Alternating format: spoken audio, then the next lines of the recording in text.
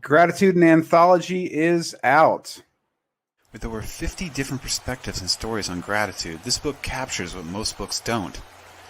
The secret sauce is in the number of voices and stories where you'll be sure to find a personal connection to so many as I did. A really excellent book, David Freeman. Found exclusively on Amazon.com. Welcome to Gratitude Station Radio. I am Chris Palmore, and I've got the man on hold. I'm going to bring him in a second, but his name's A.J. Jacobs. If you don't know him, you've been living under a rock. I know I've read at least 3 of your books, A.J., and obviously you know that I've read Thanks 1,000. I've done it more than once, and I should read it again. I think it's the type of book that anybody could read several times and get more stuff out of. But he's an amazing guy. Let's bring him in. I don't want to dominate this. I want to get A.J. in here. Welcome, A.J. Thank you, Chris. I'm delighted to be here. Yeah, thanks, man. This is great. Finally getting to meet you. Yeah, I know. Well, yeah, thanks for listen. This is all about gratitude. So let me just start out with a couple. Thank you for Dear Gratitude and for including me. Great book. Thank you for that little promo with the stream and the leaves. I feel more relaxed just looking at that. And thank you for having me on the show. You have an amazing community here on Facebook, so it's awesome. For sure, man. I just really appreciate. I know you're a busy guy and you do a lot and you do a lot of traveling. I really do respect your writing, and your book really did impact me, man. One of my I've got another book coming out next month called The Mechanics of Gratitude, and honestly, the third stage is really, your book really hammered that idea into my head. So I'm just letting you know that you've definitely had an impact on me and my gratitude journey. Well, right back at you. So share, I definitely want to talk about Thanks 1,000, but if you could just share, you've done so much, but if you could just share a little bit with people that may not know you. Obviously, I know a lot about you. Sure. I'm a nonfiction writer. I live here in New York City, and I try to write books where I do something hopefully interesting and then report back on the results. So one of my books was called The Year of Living Biblically, where I tried to live by all the rules of the Bible as literally as possible. So the 10 Commandments, but also growing a huge beard and not wearing clothes made of mixed fabrics. So the whole thing. And then I did another one on trying to be the healthiest person alive. And actually gratitude is very healthy. So there's a part of that. And then my most recent book is all about gratitude. Thanks 1,000. So, it's funny. Before I even knew about you, I remember, I think either a friend or I read a review for your Year Living Biblically, like in a magazine. So I'd heard about you. I didn't read it at the time. I came back around to read it after I read Thanks 1,000. But I just really appreciated. I really appreciate how you dive in, and it's like a lot. You take it in, and it's like 24/7 until you literally live your books, which is freaking cool, man. Thank you. I definitely commit. I mean, even in the Bible, the first commandment is be fruitful and multiply. And I had twin boys while writing that book. So I do try to take these books seriously. I've got some friends. My friend Michael O'Brien spoke really highly of you. He met you in New York, and I think he got your book, and he said you signed him for his group. And just everyone I know that's come in contact with you has something good to say about you. I just wanted to pass that on. That made my day. Thank you, Chris. Because it is. I think that my default mode, and I talk about this in the book, is a little grumpy. Like I feel like my inner Larry David is pretty strong, but I like watching the Larry David show, but I don't like living it. I don't like being in that mindset. I don't like being an a-hole to other people. Even though at the time maybe it feels like, they deserved it, but it's just not a good way to live. So I fight hard to fight my Larry David side, and I'm glad that it seems to be working. I remember you mentioned that in the book, and it's a great analogy to just anybody seen the show can totally, they get it. Yeah, he's grumpy. He's very obnoxious, and to me, it's sort of he's the counter he's the total opposite to Mr. Rogers. Mr. Rogers is sort of a much better role model. That would be a great SNL sketch. Mr. Rogers. Mr. Rogers and Larry David get coffee or something, at a coffee shop. Yeah, that would be good. Well, I see them as sort of the two on the shoulder, like, the angel. Oh, you've taken it further. You could have one person just walking down the street and you got the two voices in the head when things are popping up. They could, right. This guy working on the sidewalk or a homeless person or whatever, right? Right. Because it's so easy. That's what I talk about in the book. It's so easy to find the negative, because we are wired to look for negative. So if you hear 99 compliments and 99 compliments and one insult, we are wired to remember the insult. So it's a constant battle. I do remember you saying that in the book, and I was interviewing Hector Garcia. He wrote a book called Itchy Go Itchy, which is a really fantastic book. He's one of the few, like yourself, New York Times bestsellers I got to interview. So Itchy Go Itchy is what they say at the Japanese tea ceremonies, and it basically means that this moment will never happen again. So it's literally letting the person know and acknowledge, that this moment is unique and special and will never happen again. And I asked him one of my go-to questions, which was, what is your definition of gratitude? And he sat there and I could see his eyes going back up in his head, and he was thinking, he said, it's gratitude is the moment when I have this one problem I'm focusing on and I shift my direction to the 99 things that are going right. I love that. Yeah, he literally and I had a friend draw. I just had this image. He just gave me this image in my head, right? It was literally just that switching that, changing the direction of the way you're looking, like just pivoting that, your thought for a second to go, hold on, I've got so much working. Right. Yeah. Like even now, I'm just trying to remind myself this microphone is working. The recording is working. I have water, which is, we shouldn't take for granted. That is an amazing thing that we can turn a little metal knob and get drinkable water. That's crazy. So I love Itchy Go Itchy. I'm going to try to remember that. I think you totally dig it. And I love how, again, you talk about, let's back up though. So in the book you explain it, but explain to people the moment you had this conceptual idea. Actually, should we say what the book, because we haven't actually explained the premise. Sure, why don't you explain the premise of the book, and then if you'd like to share the conception, the moment of conception. The book is called Thanks 1,000. Here I have a copy. And the premise is that I go around the world and try to thank anyone who has any part, even the tiniest part, in making my morning cup of coffee possible.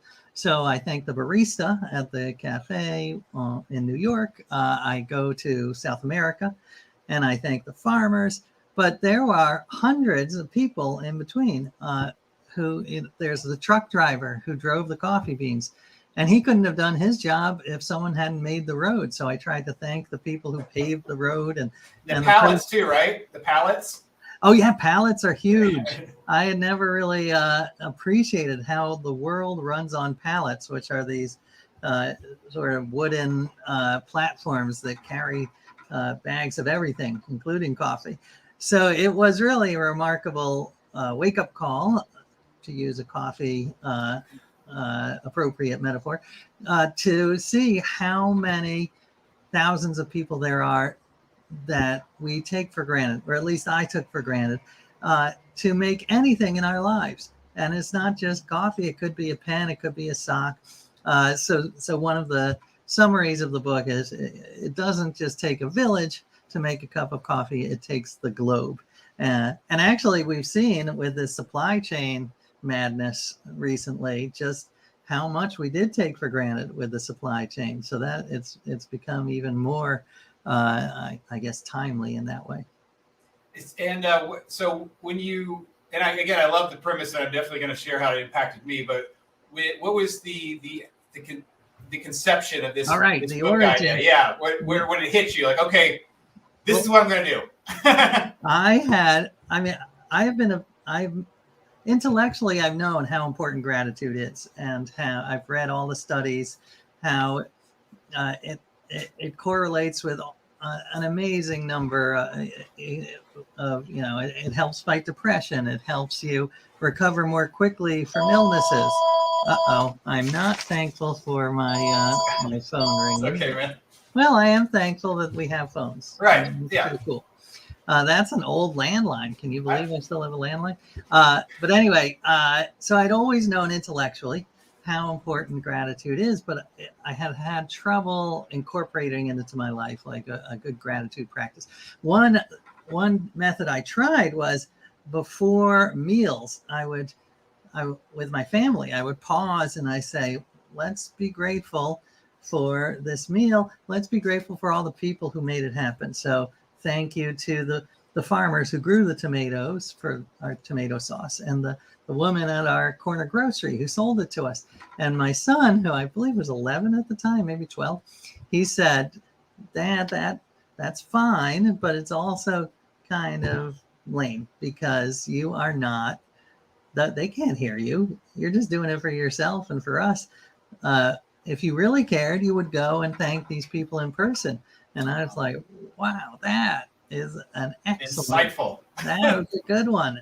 And yeah, he earned his dinner that night because I said, you know what, that would not only be a good idea, but that would make a really interesting project. And so that is what I did. And my kids wanted me to do like, candy or something like, a s'more. But I went with coffee because, I feel it's one of the, it's a necessity, not a luxury. So for me, so anyway, that's how it all began. And then the next month I just started on this journey. That's wonderful, man. I was talking to somebody yesterday, and they asked me, what's the difference between thanks, giving thanks and gratitude? It's like, well, gratitude's an action. Gratitude's actually a vocal thing. So when you're sitting and giving thanks at the table, that is true. You were giving thanks, and then your son was like, well, why don't you go out there and tell them? And that's actionable gratitude, which is beautiful. Well, I mean, I think they're both good. Writing for sure. A gratitude journal it's good, but I think it's even better when it's a two-way street, because it really is. It's like, there's the vicious circle. This is the opposite, the virtuous circle. Like, you feel better, the other person feels better, you feel better, that the other person feels better. So it's very powerful when you actually reach out and thank someone in person, especially when they're not expecting it. I mean, I will say, I would cold call people, hundreds of people, either show up or just call them or email them. And, there were some people who were suspicious, who were like, I would say, I just want to thank you for making the ladder that my coffee shop uses to get down the coffee. And they'd be like, is this a pyramid scheme? What are you trying? What are you selling? What are you selling? And I was like, no, I just wanted you. So there was, I'd say 10%, 5 or 10% who were skeptical. But the vast majority were just really happy to be thanked. I remember I called the woman who does pest control for the warehouse where the coffee is stored. And I said, I know this is odd, but I just want to thank you for keeping the bugs out of my coffee. And she said, well, that is a little strange, but thank you. I don't get a lot of feedback. The pesticide people do not get a lot of feedback from happy customers. So she's like, she said it was like an anti-crank phone call. You're used to crank phone calls being, how can I torture this person? And this is sort of the opposite. But I recommend it. It's a little awkward, but I recommend it. It's a fun experience. Yeah, for sure. And when you were, when I was talking about the mechanics of gratitude, like there's like there's levels to a gratitude practice, and like when you were saying, a gratitude journal is excellent. And, I keep a gratitude journal, but some people, they don't like to write. Some people, what I was saying the other day, it's like, you just need you just need a daily sip of gratitude. You need to figure out what works for you that's going to allow you to engage, right? Because it's all about engaging. It could be for a moment, it could be for 10 minutes, but it's about touch points. It's like, what is your daily cup of coffee of sip of gratitude? Yeah. I love journaling, but even this last year I was talking to somebody. It's like, some people, they put the stink because society's put the stink on the gratitude journal. So like there's like negative connotations about gratitude. Obviously that's all interpersonal to the individual, Right. but you know, you don't have to do a journal. You could, you know, I think sticky notes are great. Like you could literally Yeah, there you go. just put a sticky note on your mirror and just write down, you know, the day before. I was saying if you just wrote down bed and put a sticky note in your mirror so you can see it to remind yourself, I'm grateful that I just got out of the bed. You know, that would be a touch point, right? Like it's just reminding yourself of there's so much. And you were saying earlier, you know, there's so much working right now. Just right now for us to be in this moment. You know, I talk about this.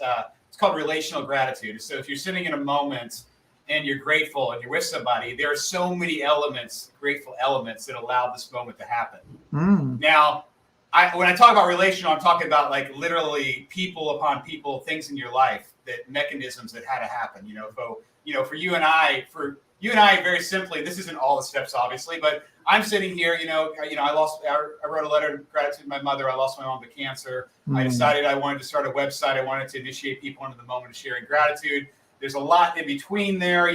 There's me doing the interviews and the podcast, and then, me reaching out to you, reading your book. Here we are, that, bam, bam, bam. There's a whole bunch of steps. There's a whole bunch of people and things that had to happen. Yeah. That weren't in my control, that led me here. And I'm very grateful to be sitting with you. On your end, obviously, you had to have that. There's a whole life of stories with you, but you had to have that moment with your son, right? Then you had to act on that. You had to have that amazing experience. You had to write that book. You had to release that book. I had to somehow your book had to be somehow in the vernacular of me seeing it, right? Yeah. However that happened, which is all amazing. And then, here we are. I mean, there's even more steps between me reading your book and here we are. But these are all grateful. When you look back, it's like, to me, it's like anybody can look back on their lives as they're sitting in a grateful state, and life is magical. It literally is magical. I love that thought. And I actually loved in Dear Gratitude, there was, I think there was a letter about birthdays. Maybe I'm making that up, but it reminds me what you were saying about your mom. Because anytime anyone has a birthday, and I do this on Facebook when I wish people a birthday, I say, happy birthday, and thanks to your mom for doing all the hard work that day. And it's very similar to your relational. They would not have existed. I would not be wishing them a happy birthday if not for their mom. And then, as you point out, there are hundreds of other people along the way, along the path, that made it possible for you to be in contact with them.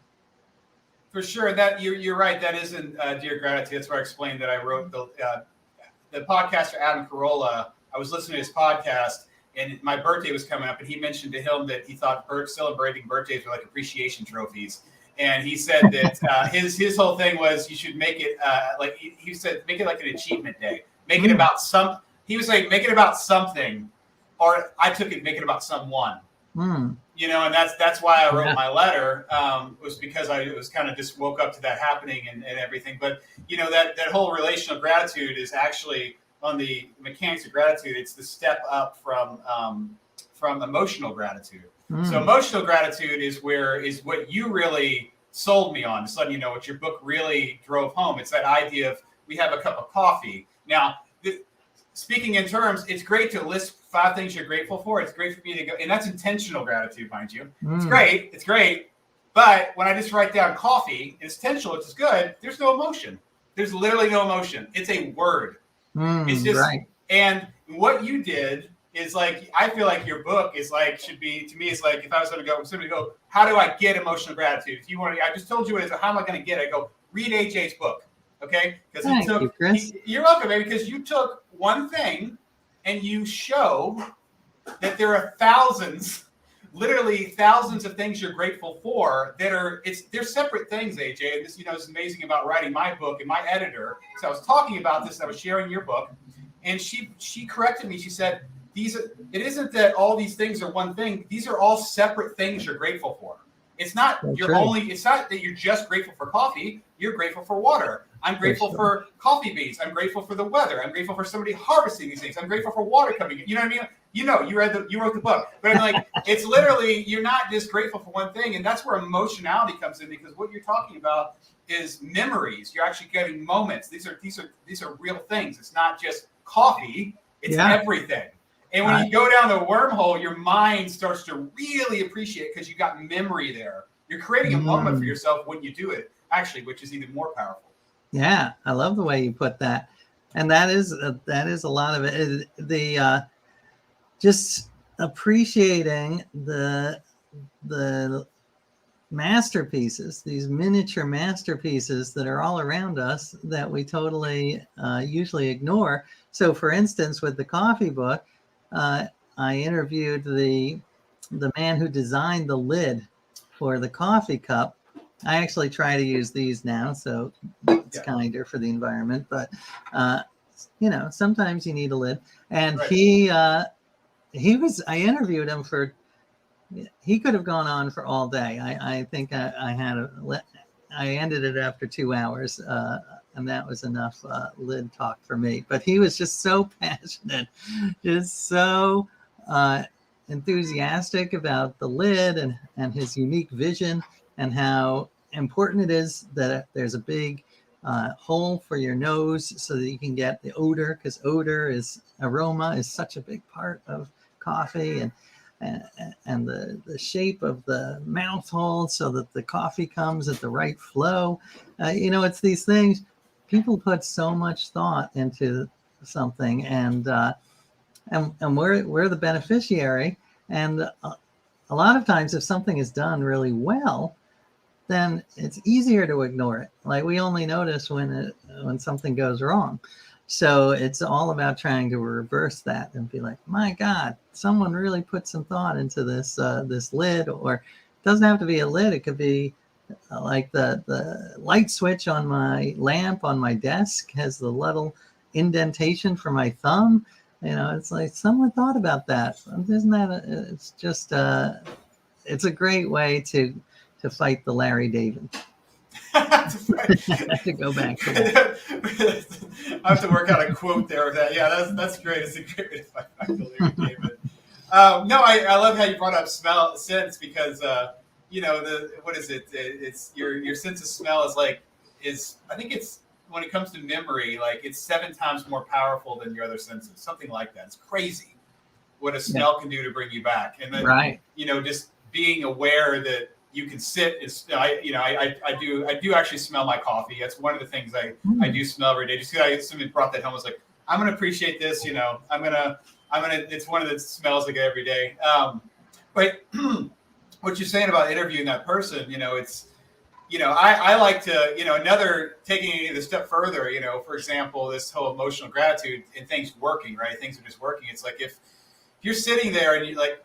And we're here we are breathing, right? We're sitting here breathing, looking at each other. There are so many things that have to be working right now for this to happen, right? So it's like, not only is the breath working, the blood's moving through here. And not only do my ears work so I can hear you, but I understand language, right? Now I have sight, I can see you. I can, it's the movement of my body. I can feel all these things. There's so much that has to be going right just to have this moment. Let alone, if we go a step further and go, how crazy is this moment? 100 years ago, if we would have told people, oh yeah, we're going to be sitting at computers, they would have said, what's a computer? There's hold on, the thing that's in the building over there that only, that the government or NASA gets to use. Oh, you're going to be sitting at home, and then, you're going to be looking at a camera, and somebody is, 1,000 miles away, and you're going to talk to them in real time. Okay, right. Crazy. Insane. But this is the world we live in. Yeah.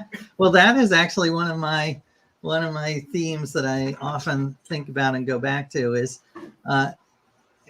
that I am grateful to be alive now. I mean, this world right now, we have a ton of problems, and we've got some looming ones that we have to really tackle. But any idea that the past was better, I think, is really diluted, because my first book was actually I read the encyclopedia from A to Z to try to learn everything.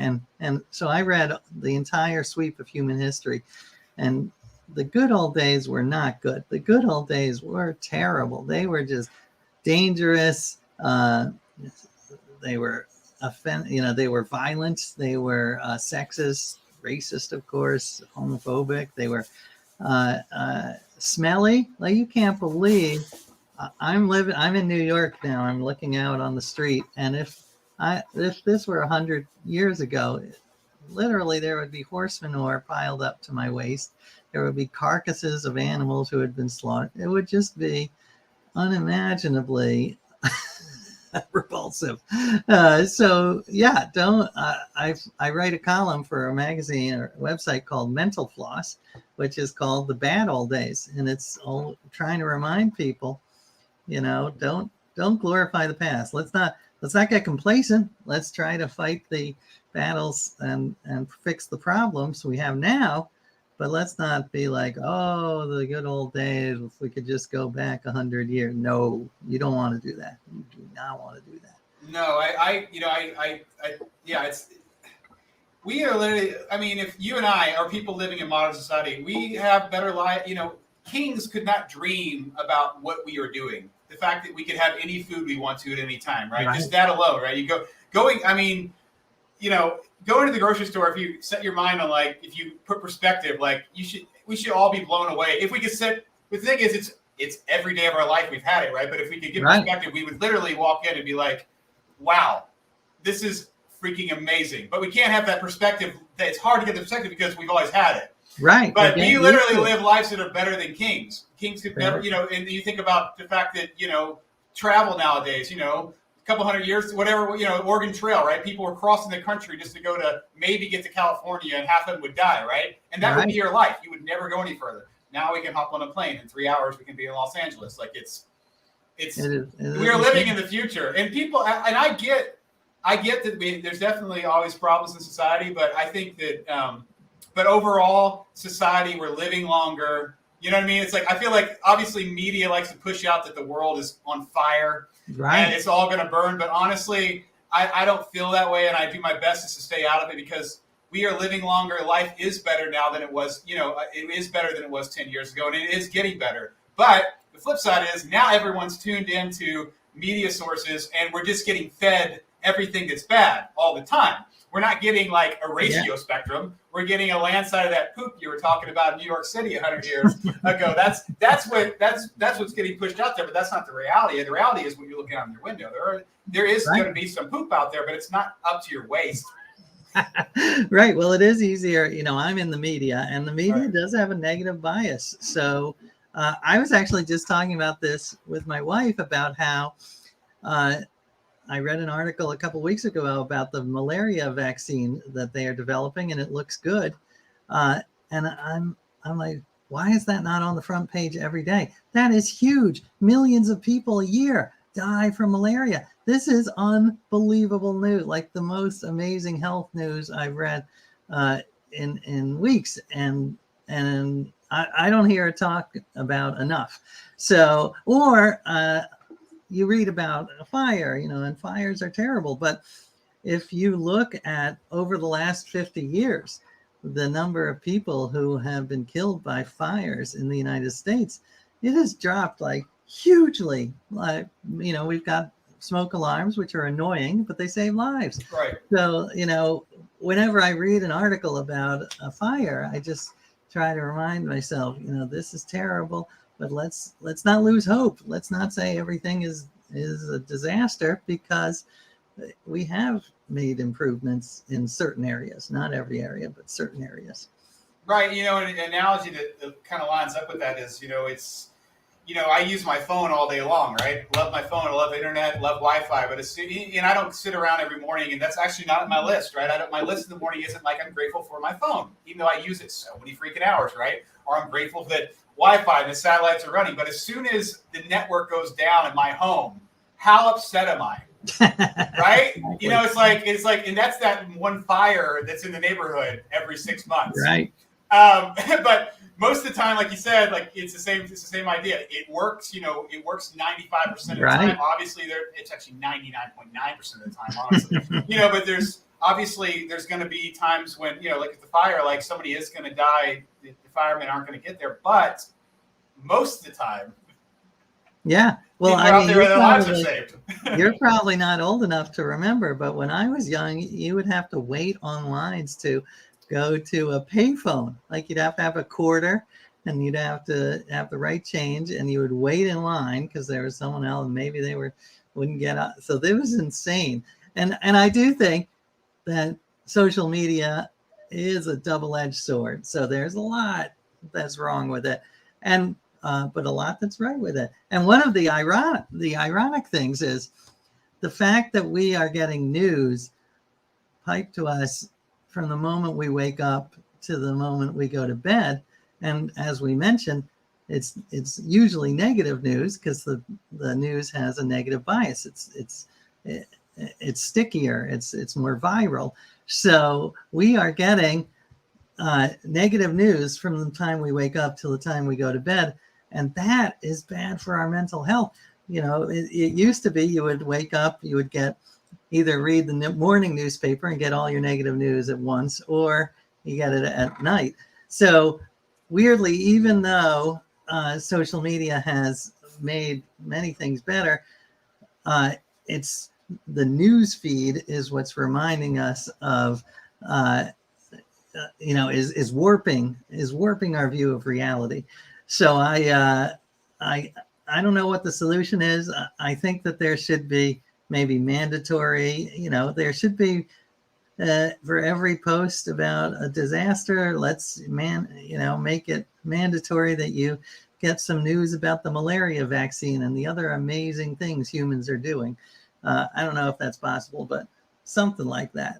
Well, I love how you're saying, back in the day, back in the day, you would get up and, you have effort is, you're reading a newspaper or a magazine in your voice, right? So it's going a lot slower. Maybe you get bored. You don't read the whole thing. Nowadays, it's like, because of everything it is, it's like you turn it on and it's playing for you, loud and clear, imagery, sound, like it's too easy. It's so easy. Before it was like, you had to work for it. Now it's just like, it's so easy. So that's a very interesting analogy. But I'll tell you, the flip side, and I do use that like it's a double-edged sword. Like, social media can be used to, you say cut meats, you have a sandwich, you can live, or it can literally be used to stab somebody, right? You could hurt someone's feelings. But I'm so grateful in this day and age because, I have so many friends and people I haven't even met. For example, one of my best friends and biggest mentors, Bobby Kuntz, there was an app called Anchor 7 years ago. It started. It was the first social media audio app.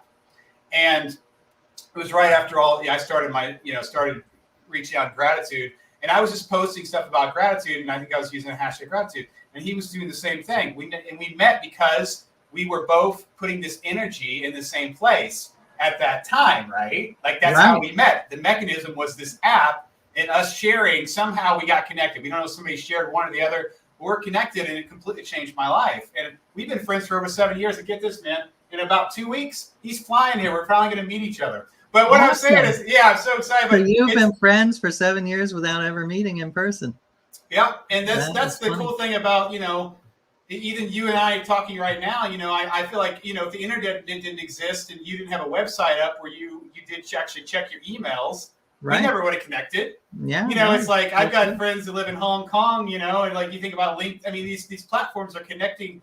This is one of the things I get really excited about. So when you meet somebody you could never have met, you've landed on a new planet.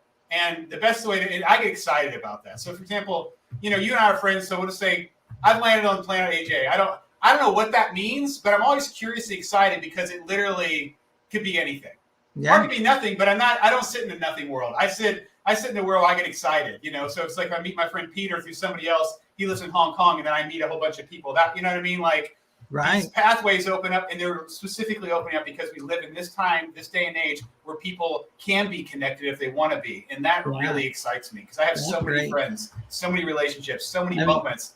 You seem like you're an inspiration because I should, and more people should use social media like you, because instead of just reinforcing and staying in your own little bubble and echo chamber, reaching out to people who have different points of views and meeting new people. That's the promise. That's what it could do well. Right. Well, I just get excited, man, because there's so many, there's a lot of possibilities out there. There's this opening up more every day. If it's like the Clubhouse app, like you're on with, you're doing the Clubhouse. Let's pivot that real quick. So actually, I want to ask you quick here. Your Thanks 1,000. How did Ted come to you after you got done writing that? Because that's a Ted book. That's correct, right? Right. It was. So tell me how that works. How that worked. Well, I have given a couple of TED Talks about some of my other books, like The Year of Living Biblically, and TED had started a publishing arm where they published short books where you would give an original TED Talk. So the folks at TED, who I'm friendly with, came to me and said, "Do you have an idea for a book?" And I said, "Well, I'd always thought, my son had brought this up, and what do you think?" And they're like, "We love it." So I published through TED, and I gave a TED Talk. And then when TED started, they partnered with Clubhouse and were looking for shows. And so one of my friends there said, "Do you have any ideas?" And I said, "Well, why don't we just do Thanks 1,000?" And I decided I changed the name to Thank Your Ass Off because I just wanted it to pop a little bit more. I thought about Thankful AF, but I felt that had been played out a little. So, maybe Thank Your Ass Off. And I also wanted to have a partner because I didn't want to just be talking myself. And also I wanted, some diversity. So I partnered with this woman, Mir, and that's how it happened. And I just me and Mir came up with the format, and we do it every Monday at noon Eastern time. And we have a guest, and we'd love to have you as a guest. We're going to take a little hiatus, but in the new year, if you're free, we'd love to have you come on and talk about gratitude. I would absolutely love that, and I recorded it, so it's witness. What? Oh, good point. I would love to, and we were speaking before, and I know we're getting low on time here, so I want to pivot to the the Voice Gratitude Project. I asked you to bring a quote to share because I'm creating this digital gratitude art that. Speaking, I'm not going to get too far into it, but there's a guy. Anyway, somebody's reached out to me about making these. Anyways, taking these videos and making making something people can digital tokens for them. So, anyway, so it's a cool idea that's spreading. This whole idea of the simplicity of sharing a gratitude quote and then hearing what people their thoughts about it. But I'm going to be quiet. So, AJ, if you please share us a gratitude quote that you like. Sure. One of my favorite gratitude quotes is from a Benedictine monk named David Steindl-Rast. I may be mispronouncing his name, but he said, "Happiness does not lead to gratitude. Gratitude leads to happiness." And I love that because it just flips it on its head. But it's also so true that when you practice gratitude or even force yourself to be thankful and remind yourself, that's when you are able to turn your mood around. You can't just wait to be happy for the gratitude to come. You've got to spark it yourself. And this is actually a big theme that I've noticed in my life in all sorts of ways. So it's not just gratitude, but it's also even confidence or optimism. If you act as if you're confident or act as if you are not afraid, then your mind eventually catches up and you become more confident or become bolder and more courageous. And there's a great quote that, again, I didn't make this up. It's from the guy who started Habitat for Humanity. He says, "It's easier to act your way into a new way of thinking than it is to think your way into a new way of acting." So it's all about the behavior comes first and then the mind change. Your mind catches up with your actions. And this is a big part of cognitive behavioral therapy, which I'm a big fan of. So all of this is to say, all of these ideas are related. They're all cousins, but I always remember, don't wait for the happiness before the gratitude. Start with the gratitude, and then that will lead to the happiness. That's beautiful. And have you watched his? He has a really great voice 5-minute video called, I think it's called A Day. Oh, I haven't seen that. Okay, I'm going to share that with you. It's beautiful. It's like he's speaking for 5 minutes about it's. I don't want to say anything about it because I'm not going to do it justice. I'm just going to share it with you because It's really great, man. He's great, and he has I can't think of it. I follow their website. They have I get the emails every day, but yeah, he's great. He's got some. I've tried to get an interview with him, and the nice lady that does the foundation said that he's a little too old now. He doesn't do interviews. So I did knock on that door though. All right, that's good. Hey, and I'm grateful to get a response. Honestly, it's like I would prefer a response. Like Gary Vee's people told me earlier this week. Sorry, we get a lot of requests right now. That was their way of saying no, which I appreciate the. That's true. I do. I appreciate the answer. The answer, at least I have it. An answer is better than not having an answer. Right. I mean, I've had some wonderful rejections. Alan Alda, I once emailed him to ask if he'd be a part of my project, some project I was doing, and he wrote a lovely note about, it sounds wonderful, but I've got my own crazy project that is taking up all my time. So, and that just made my day. He was rejecting me, but it still made my day. Right, because they're at least taking the time to acknowledge your ask, opposed to just sitting out there like I never received it when it really mattered. I reached out to so many people, so I'm sure you have too. It's just part of the game. You got to keep asking, and stuff comes through. Some people say it, and then they don't come through with it. That's okay though. But AJ, this has been really great, man. Really love chatting with you, and thanks again for your book and your time. And so before we get off here, where's the best place for people if they want to share, if people want to reach out to you and connect with you? I'm on Facebook, so at AJ Jacobs, Twitter at AJ Jacobs. My website is ajjacobs.com. So, and yeah, I do love to hear from people. So reach out if you're inspired. Thanks, man. And you haven't, I know you're writing, are you about to have another book come out, or I know you're in the middle of something? I did just finish one that's coming out in April. So in like 4 months, and it's all about curiosity. So gratitude is one of my favorite emotions, but curiosity is right up there with it. So this one is called The Puzzler, and it's about my quest to solve every puzzle in the world, including the meaning of life. Awesome. Well, I'm excited, man. You're gonna have to sell a lot of books, but one of them's here. So just let me Excellent. I love to hear it. Thank you, Chris. Well, I know you got to go, man. So thank you so much, and we'll be in contact, and hope you on the show, and we'll talk soon, man. You have an awesome day, man. I really appreciate the time today. Oh, thank you, Chris, and thank you to Marconi, the Italian inventor who invented radio waves, which I think this couldn't have happened without. So thank him. Yeah, for sure. All right. Well, I'm Chris with AJ Jacobs. Just remind everybody they have a lot to be grateful for, and step into that emotional gratitude. Take a cup of coffee and sit back, smell it, think about where it came from, and enjoy the seat you're in while you're at it. Thanks. Bye.